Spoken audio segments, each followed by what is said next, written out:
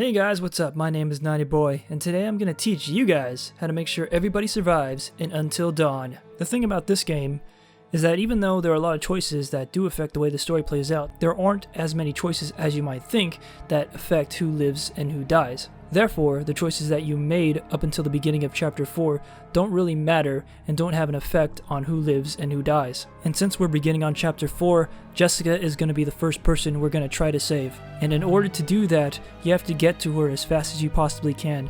This means taking the faster routes when given the option. And of course, you have to hit the majority of the QuickTime events successfully. When you actually do get to Jessica, it may seem like she's dead when she falls down the elevator shaft, but later on in the game, you'll actually see that she survived, but we'll get to that part later. In order to save Chris, you have to, quote, save Ashley both times. Choose her over saving Josh, and choose to shoot Chris instead of Ashley. She will think you're her hero and give you a nice smoochie, as well as open the door for you when being chased with a shotgun. You also have to make sure he stays in the group when everyone is chasing after Mike. While we're on the subject of Ashley, let's talk about how to save her, who is probably the easiest person to save.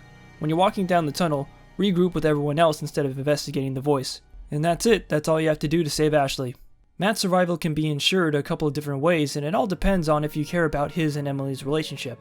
If you think she's a complete bitch and don't care about it, then the easiest thing to do is to jump to safety when you've fallen into the mines. Matt will be safe until later on, while Emily will also be safe since it doesn't matter if you try to save her or not.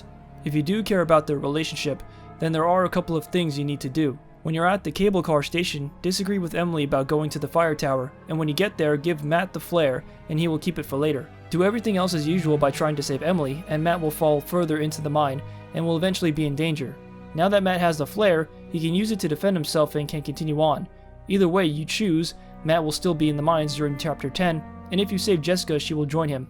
During this sequence, the two decisions you have to make involve hiding, which would result in them escaping together. And that's it, you've saved Matt and Jessica. Emily's survival is pretty straightforward. All you have to do is successfully escape the mines from the Wendigo. If you did get bit, then just make sure Mike doesn't shoot her face off. Speaking of Mike, his survival is also pretty straightforward. Have Mike successfully go through the sanatorium, shooting the Wendigos at the end. You could shoot the barrel next to the last Wendigo so that Mike could escape, which would also lead to Sam not having to walk to the sanatorium in order to save him. Josh is the second easiest person to keep alive next to Ashley. In the cave with the water well, get into the water and walk all the way to the left corner and climb up the ledge. There you will find Hannah's diary saying she survived down there. Sam will tell Josh about this when they find him, and he will recognize Hannah when she grabs him, dragging him away instead of killing him. Last but not least is Sam. Her survival helps ensure everyone else survives.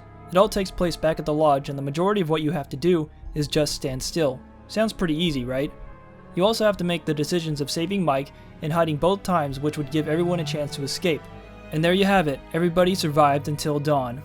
This would reward you the trophy of They All Live, and if you haven't gotten them already, you'll get the trophies of 4 Daughters of Darkness and the Quicker Man. I hope you enjoyed this walkthrough, and as always, thanks for watching, leave a like, subscribe, and I'll see you guys next time.